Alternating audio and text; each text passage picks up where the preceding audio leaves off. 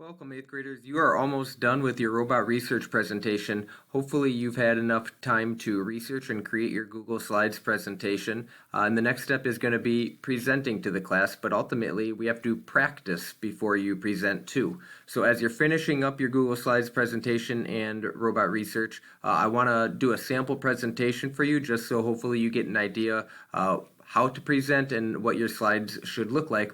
And so as I do this sample presentation, there's a couple things I want you to notice as I go through it. Number one is I use bullet points, not paragraphs. So you shouldn't have just full paragraphs of research in your presentation.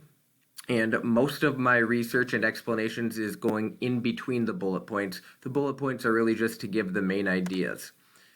You should have more to say other than what's simply written on your slides. And I answered the guided questions for each slide. So hopefully when you're researching, that's what you use to help guide you with what to answer. And then notice I added color, pictures, transitions, just to make it a little bit more appealing to the audience. And then lastly, for my sample, I did one on my car. Even though it's not a robot, I just wanted to give you an idea just of how the presentation will work. So my car and my presentation is on a Toyota RAV4 2017.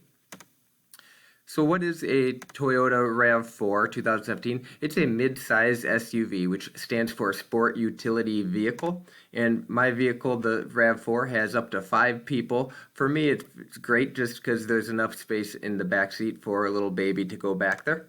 And it comes with a lot of the standard features that most cars have of keyless entry, automatic transmission. There's a lot more, all-wheel drive, a CD player that I like, and some safety features and cruise control. For the more significant features, some of these are things you have to pay extra for. Some of them just come with the RAV4s in general. It's the heated seats, a moonroof, there's also the power liftgate option, and a few more features if you're willing to pay for that. The Toyota is primarily based in Japan, but they do have plants around the world that both produce them and people who drive their vehicles. The RAV4 was primarily made in Canada. And how the RAV4 works. It's an engine in gasoline car, so it's not going to be a robotic. It's not a robotic car. It's not electric, and it comes with a 2.5 liter 4-cylinder engine. And the advanced robotic features in the car, even though it's not a robot, I think there are robotic features that come with it, and it's a lane departure warning and prevention. So there are sensors in the car that can detect when I'm in the lane, and if I'm crossing over a lane, then it'll detect that and automatically pull the steering wheel to be back into the middle of the lane. It also has an adaptive cruise control, meaning I can set the speed that I want to go at and the car will go at that speed, but if it's approaching a car too quickly, then it automatically stays a certain distance apart, and I don't have to maintain that. And it can detect the vehicle while driving. There's also a navigation system using the GPS and a power liftgate. And so with the power liftgate, there's a sensor on the rear bumper, and you can see in the picture here a lady that's using her foot underneath to activate the sensor, and then just by activating the sensor, the trunk will automatically open. The advantages and disadvantages, there are elite safety features, and that comes with just safety inspections, airbags, all the standard things, but it also has that lane departure warning and prevention.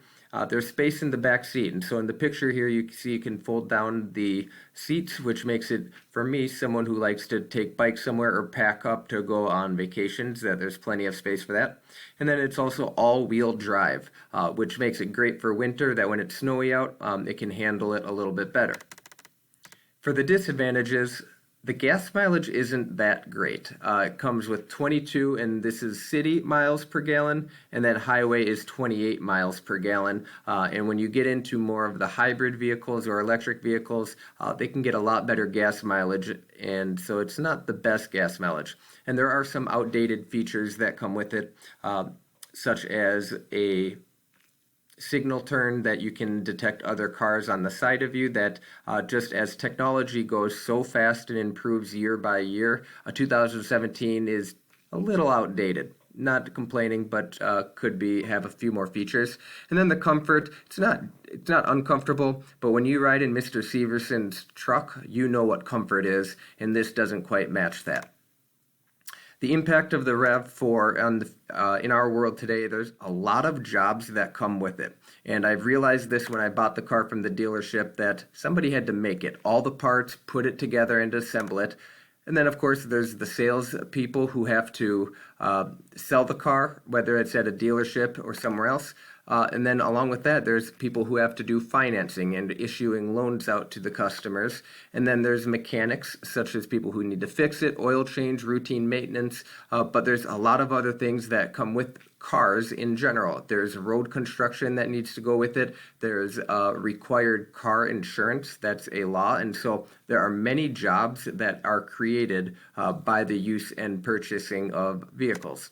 As far as jobs lost, the one that kind of directly impacts it would be public transportation. By having a RAV4, I'm not taking the city bus or train, anything like that.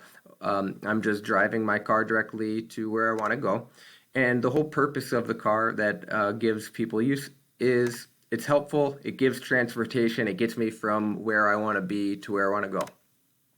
The future of RAV4 or any car, this is a very interesting topic, and it ultimately comes down to, will humans be driving cars or will cars be driving humans? And we already have seen robotic cars, and the future of Toyota advertises that there's artificial intelligence that will come into play.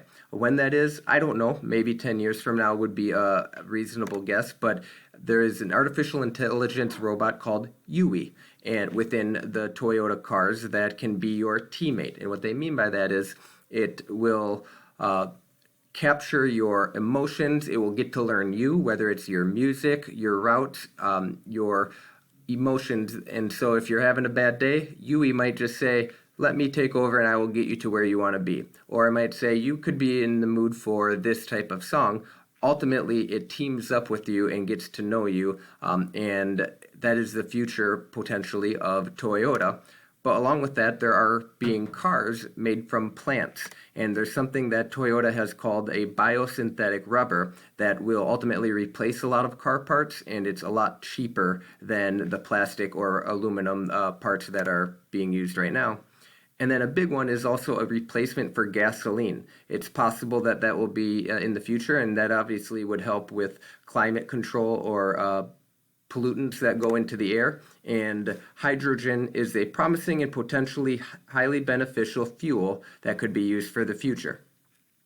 So these are my citations that I used. And now that I've presented, I just want to pause and let you think about, well, what's next for you? Finish your research and your Google Slides presentation if you haven't done that yet. That's ultimately what needs to get done, is gathering all that information. But then if you are done, go back and edit your slides. Make it appealing to the audience. Put in bullet points, not paragraphs. Have color, transitions. Make it appealing. And ultimately, I really want you to practice. You do not want to start the presentation in front of your class with it being your first time presenting. It should be something that you've rehearsed, you've said the words out loud, and you've actually practiced and gone through it. And of course, you can always ask your teacher if you want suggestions for whether it's presenting or what your research or slides should look like.